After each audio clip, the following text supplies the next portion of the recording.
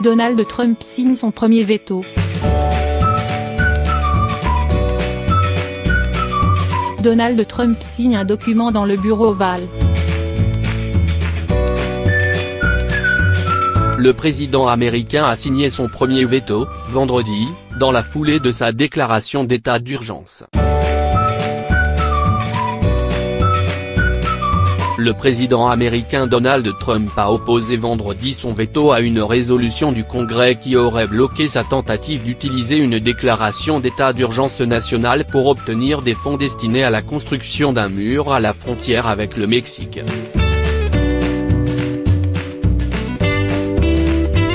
Ce faisant, M. Trump riposte aux législateurs républicains et démocrates qui se sont opposés à la décision controversée. Si le Congrès a peu de chances de rassembler suffisamment de voix pour renverser le veto, la défiance de certains membres de son propre parti a affaibli le président sur le plan politique, du moins temporairement, alors que les dossiers de l'immigration et de la construction du mur frontalier redeviennent des sujets importants dans le cadre de la campagne présidentielle de 2020.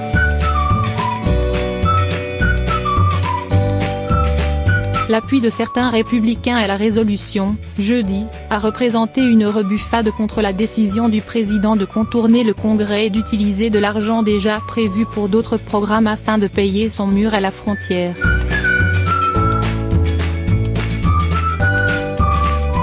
Républicains ont ainsi rejoint leurs collègues démocrates pour adopter ce texte visant à mettre fin à la déclaration d'urgence. À la suite de l'annonce du veto présidentiel, la présidente de la Chambre des représentants, la démocrate Nancy Pelosi, s'est engagée à faire tenir un nouveau vote, le 26 mars, pour contrecarrer le blocage de M. Trump.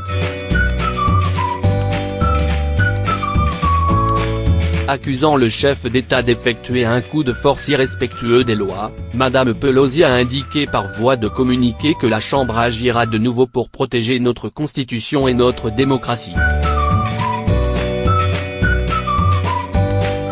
Donald Trump déclare une urgence nationale pour construire son mur.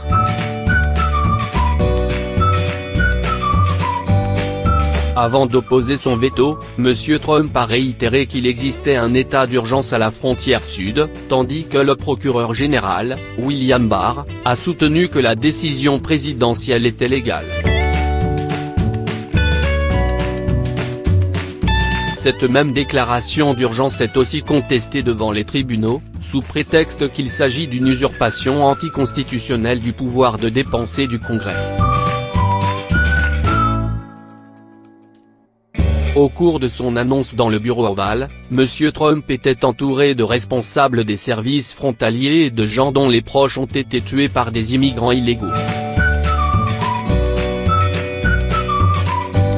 Pour le président, le mur empêchera les immigrants d'entrer illégalement aux États-Unis. Pour les démocrates, cependant, il n'existe pas d'état d'urgence au Sud, à un moment où les entrées illégales sont à leur plus bas en 40 ans. Promesse centrale de sa campagne présidentielle de 2016, la construction du mur a d'abord été présentée par M. Trump comme un projet dont le Mexique paierait la facture, ce que Mexico a immédiatement refusé de faire. L'an dernier, le président a provoqué une paralysie temporaire de l'administration en exigeant un financement pour lancer la construction de cet ouvrage frontalier.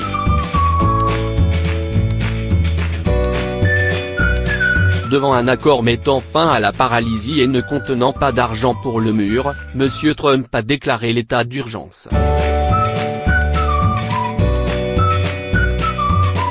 Donald Trump signe son premier veto. Donald Trump signe un document dans le bureau ovale. Le président américain a signé son premier veto, vendredi, dans la foulée de sa déclaration d'état d'urgence.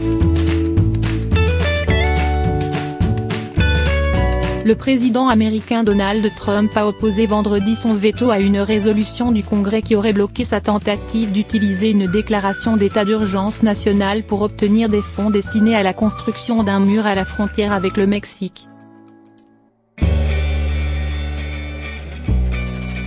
Ce faisant, M. Trump riposte aux législateurs républicains et démocrates qui se sont opposés à la décision controversée. Si le Congrès a peu de chances de rassembler suffisamment de voix pour renverser le veto, la défiance de certains membres de son propre parti a affaibli le président sur le plan politique, du moins temporairement, alors que les dossiers de l'immigration et de la construction du mur frontalier redeviennent des sujets importants dans le cadre de la campagne présidentielle de 2020.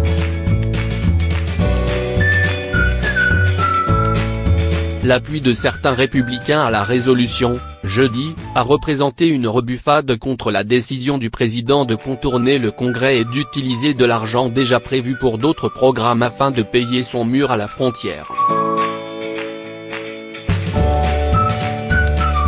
12 républicains ont ainsi rejoint leurs collègues démocrates pour adopter ce texte visant à mettre fin à la déclaration d'urgence. À la suite de l'annonce du veto présidentiel, la présidente de la Chambre des représentants, la démocrate Nancy Pelosi, s'est engagée à faire tenir un nouveau vote, le 26 mars, pour contrecarrer le blocage de M. Trump. Accusant le chef d'État d'effectuer un coup de force irrespectueux des lois, Madame Pelosi a indiqué par voie de communiqué que la Chambre agira de nouveau pour protéger notre Constitution et notre démocratie. Donald Trump déclare une urgence nationale pour construire son mur.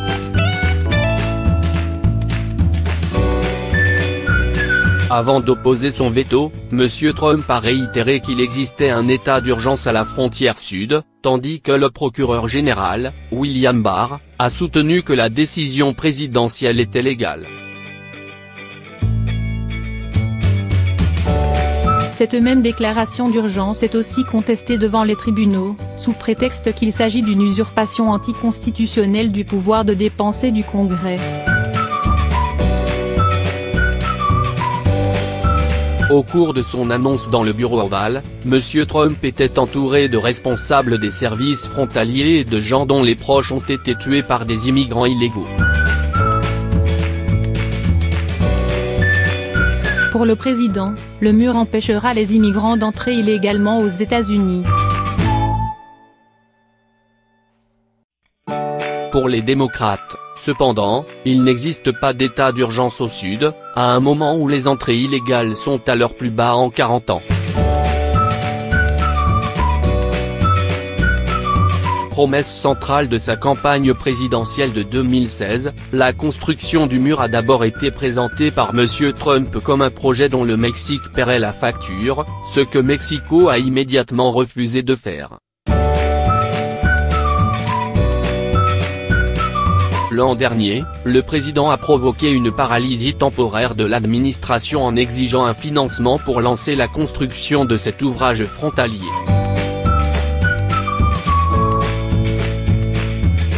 Devant un accord mettant fin à la paralysie et ne contenant pas d'argent pour le mur, M. Trump a déclaré l'état d'urgence. Donald Trump signe son premier veto.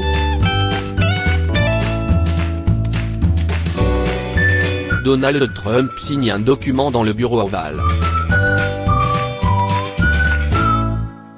Le président américain a signé son premier veto, vendredi, dans la foulée de sa déclaration d'état d'urgence. Le président américain Donald Trump a opposé vendredi son veto à une résolution du Congrès qui aurait bloqué sa tentative d'utiliser une déclaration d'état d'urgence nationale pour obtenir des fonds destinés à la construction d'un mur à la frontière avec le Mexique.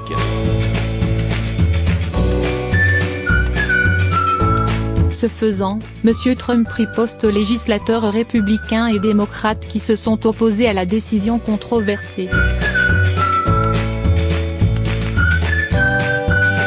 Si le Congrès a peu de chances de rassembler suffisamment de voix pour renverser le veto, la défiance de certains membres de son propre parti a affaibli le président sur le plan politique, du moins temporairement, alors que les dossiers de l'immigration et de la construction du mur frontalier redeviennent des sujets importants dans le cadre de la campagne présidentielle de 2020. L'appui de certains républicains à la résolution, jeudi, a représenté une rebuffade contre la décision du président de contourner le Congrès et d'utiliser de l'argent déjà prévu pour d'autres programmes afin de payer son mur à la frontière. 12 républicains ont ainsi rejoint leurs collègues démocrates pour adopter ce texte visant à mettre fin à la déclaration d'urgence. À la suite de l'annonce du veto présidentiel, la présidente de la Chambre des représentants, la démocrate Nancy Pelosi, s'est engagée à faire tenir un nouveau vote, le 26 mars, pour contrecarrer le blocage de M. Trump. Accusant le chef d'État d'effectuer un coup de force irrespectueux des lois, Madame Pelosi a indiqué par voie de communiqué que la Chambre agira de nouveau pour protéger notre Constitution et notre démocratie.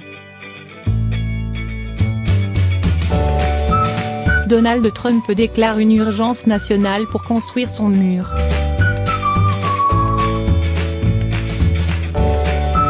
Avant d'opposer son veto, M. Trump a réitéré qu'il existait un état d'urgence à la frontière sud, tandis que le procureur général, William Barr, a soutenu que la décision présidentielle était légale. Cette même déclaration d'urgence est aussi contestée devant les tribunaux, sous prétexte qu'il s'agit d'une usurpation anticonstitutionnelle du pouvoir de dépenser du Congrès. Au cours de son annonce dans le bureau ovale, M. Trump était entouré de responsables des services frontaliers et de gens dont les proches ont été tués par des immigrants illégaux. Pour le président, le mur empêchera les immigrants d'entrer illégalement aux États-Unis. Pour les démocrates, cependant, il n'existe pas d'état d'urgence au Sud, à un moment où les entrées illégales sont à leur plus bas en 40 ans. Promesse centrale de sa campagne présidentielle de 2016, la construction du mur a d'abord été présentée par M. Trump comme un projet dont le Mexique paierait la facture, ce que Mexico a immédiatement refusé de faire. L'an dernier, le président a provoqué une paralysie temporaire de l'administration en exigeant un financement pour lancer la construction de cet ouvrage frontalier.